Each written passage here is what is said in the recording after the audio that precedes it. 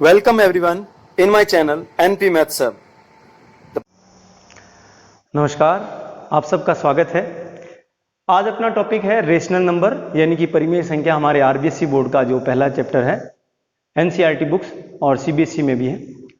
तो परिमेय संख्या स्टार्ट करने से पहले थोड़ा सा डिटेल से हमने जो लास्ट कक्षाओं में हमने जो डिस्कस किया था, हमने पढ़ा है, उसके बारे में थोड़ा सा हम डिस्कस करेंगे, फिर हमारा आज का टॉपिक स्टार्ट करेंगे। तो अगर मैं मुख्य रूप से हमारी जो संख्या पद्धति में जो संख्याएं होती है वो कितने प्रकार की होती है, कितने प्रकार के उसके भाग है और प्रत्येक में किस किस प्रकार की संख्याएं आती है, उसके बारे में हम थोड़ा सा स्टार्ट करते हैं। तो संख्या पद्धति में हमारी जो संख्याएं होती है उसको मुख्य रूप से दो भागों में बांटा जाता है। कितने भागों में? दो भागों में, जिसमें पहला भाग जो है वो वास्तविक संख्या का है, वास्तविक संख्या, और दूसरा भाग है वो अवास्तविक, या इसको मैं काल्पनिक कह सकता हूं, या काल्पनिक, यानी ये इमेजिनरी नंबर हो गया और ये रियल नंबर है।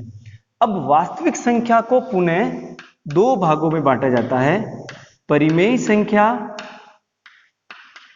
और अपरिमेय संख्या। परिमेय संख्या और अपरिमेय संख्या, इसको रेशनल नंबर बोलते हैं, इसको इर्रेशनल नंबर बोलते हैं। और ये जो अवास्तविक संख्या होती है, काल्पनिक संख्या, ये वास्तविक रूप में नहीं निकाली जाती है। आगे की कक्षाओं में जब हम 11th में जाएंगे तो वहां पर इसके बारे में डिस्कस करेंगे। मैं आपको शॉर्ट में बता देता हूं कि कभी भी किसी नंबर के स्क्वायर रूट के अंदर अगर माइनस का साइन आता है, ऋणात्मक संख्या का वर्गमूल अगर हम लेते हैं, तो वो संख्या अवास्तविक यानी कि काल्पनिक होगी। तो इसके बारे में हम नहीं पढ़ेंगे। तो परिमेय संख्या जो होती है, रेशनल नंबर और इर्रेशनल नंबर, ये दोनों मिलकर के वास्तविक संख्या कहलाती है, जिसे मैं रियल नंबर कहते हैं हम। अब परिमेय संख्याओं के बारे में हमारे कक्षा 8 में यहाँ पे टॉपिक है, कक्षा 8 में हमारा यहाँ पे है। और अगर मैं कक्षा 9 की बात करूं तो जिसमें हमारा टॉपिक जो पहला है वो वास्तविक संख्याओं का है, जिसमें हम परिमेय और अपरिमेय दोनों के बारे में अध्ययन करेंगे। चलिए डिस्कस करते हैं हमारा इसके बारे में ज्यादा। परिमेय संख्या किसे कहते हैं? तो मुख्य रूप से मैं अगर आपको ये बताऊं कि ये वास्तविक संख्या क्या होती है, तो आप कह सकते हो ऐसी संख्या जिसको संख्या रेखा पर निरूपित किया जा सके। ऐसी संख्या जैसे कि 0, 1, 2, इधर कौन से साइन आते हैं? धनात्मक संख्याएं आती है, और इधर कौन सी आती है? ऋणात्मक।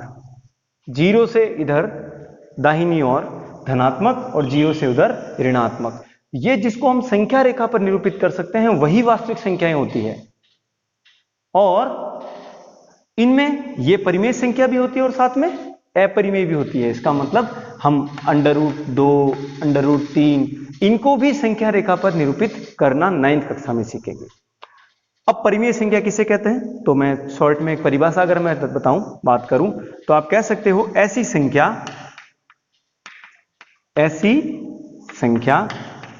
जिसे P/Q, इसका मतलब अंश बटा हर, P/Q के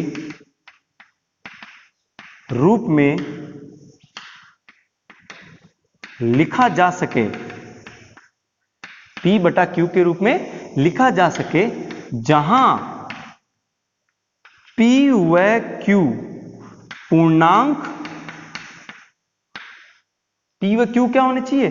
पूर्णांक होने चाहिए। P व Q पूर्णांक हो तथा Q का मान 0 के बराबर नहीं होना चाहिए, क्योंकि इस संख्या में अंश बटा हर, तो अगर हमारा हर 0 हो गया तो वो संख्या क्या बन जाएगी?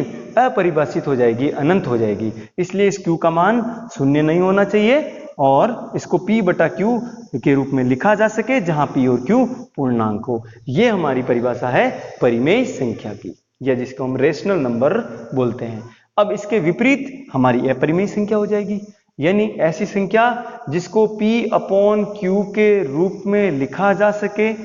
बाई चांस लिख दें तो P और Q में से कोई एक नंबर पूर्णांक नहीं होगा, वहां कुछ और हो सकता है, वहां एक, तो वो संख्या जो बनेगी अपरिमेय संख्या। अब इसके विपरीत जो है वो हमारी अपरिमेय संख्याएं कहलाएगी, यानी कि इस संख्याओं को हम p बटा q, जहां p और q पूर्णांक के रूप में नहीं लिखा जा सकता है, वे संख्याएं हमारी अपरिमेय संख्याएं होंगी, जिसका उदाहरण होगा √2, √3, √5, इस प्रकार से और भी बहुत सारे उदाहरण हैं। यानी किसी अभाज्य संख्या के ऊपर जब √ लग जाता है, या भाज्य भी हो लेकिन अगर उसका स्क्वायर रूट हटता नहीं है, जैसे कि √4, लेकिन इसका मान कितना होता है 2 होता है, इसलिए ये अपरिमेय नहीं है, क्या बनेगी परिमेय। लेकिन √3 और √5 को हम स्क्वायर रूट से बाहर नहीं निकाल सकते, तो ये संख्याएं हमारी क्या बनेगी अपरिमेय संख्याएं। अब हमारा जो ये टॉपिक है परिमेय संख्याओं वाला, इस परिमेय संख्या के भी हमारे पास बहुत सारे उदाहरण होंगे, जिसमें से मैं अगर 6 की बात करूं, 6 क्लास में हमने सीखा प्राकृत संख्या,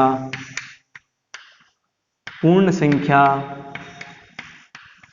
और पूर्णांक संख्या। ये सारे जो हमने कहां पढ़े थे 6th क्लास में पढ़े थे।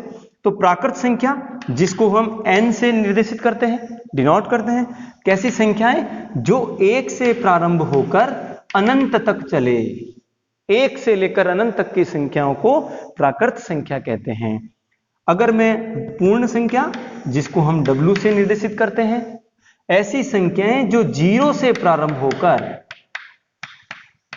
अनंत तक चले, 0 से अनंत तक की संख्याएं, ये संख्याएं क्या कहलाएगी हमारी पूर्ण संख्याएं कहलाएगी, पूर्ण संख्या।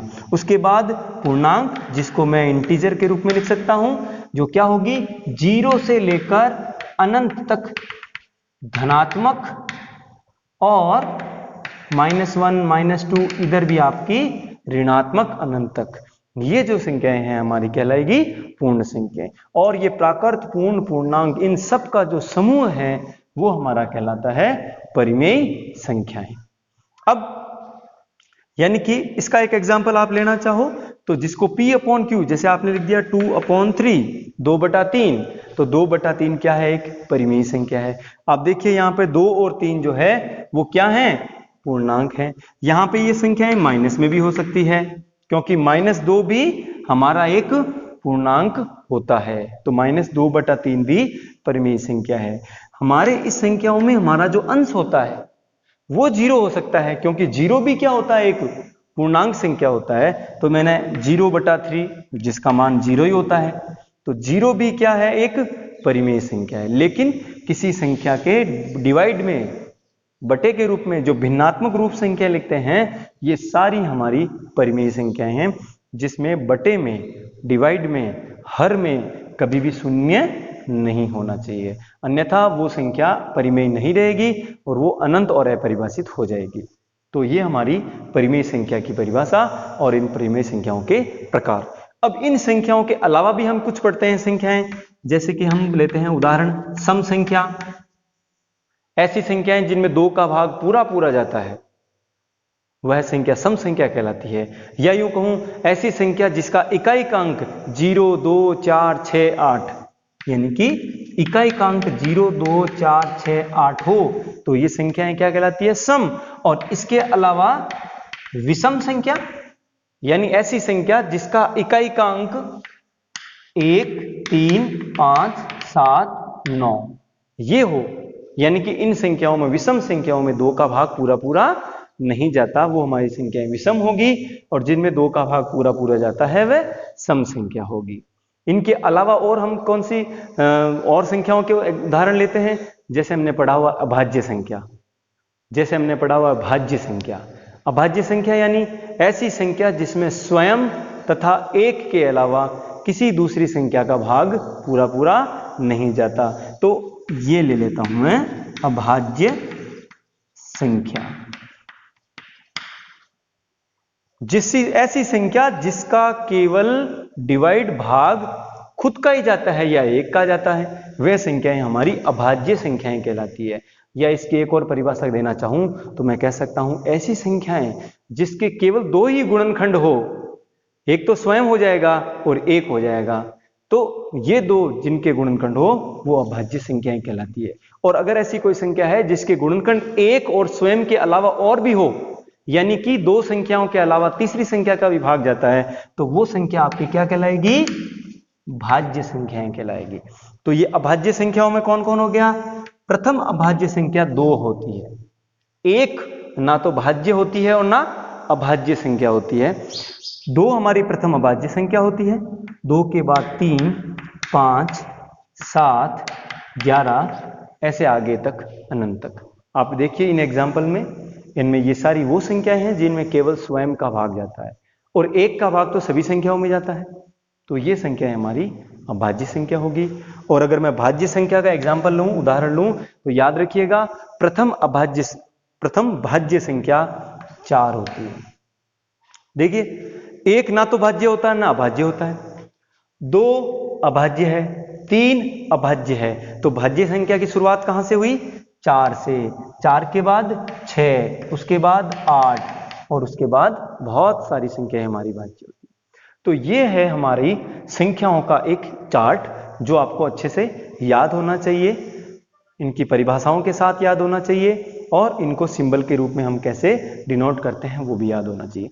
अब हम पढ़ेंगे इन संख्याओं में जो नियम लगते हैं, गणितीय संक्रियाएं, जिनमें मैं बात करूंगा क्रम विनिमयता, दूसरा जो हमारा होगा वो साहचर्यता और तीसरा जो हमारा होगा वो होगा वितरकता। ये जो है गुणधर्म, ये संख्याओं के गुणधर्म किन किन में संवृत होते हैं, यानी कि किन किन में वो अप्लाई किए जा सकते हैं, लागू किए जा सकते हैं और किस में नहीं, इसके बारे में हम अगले वीडियो में डिस्कस करेंगे।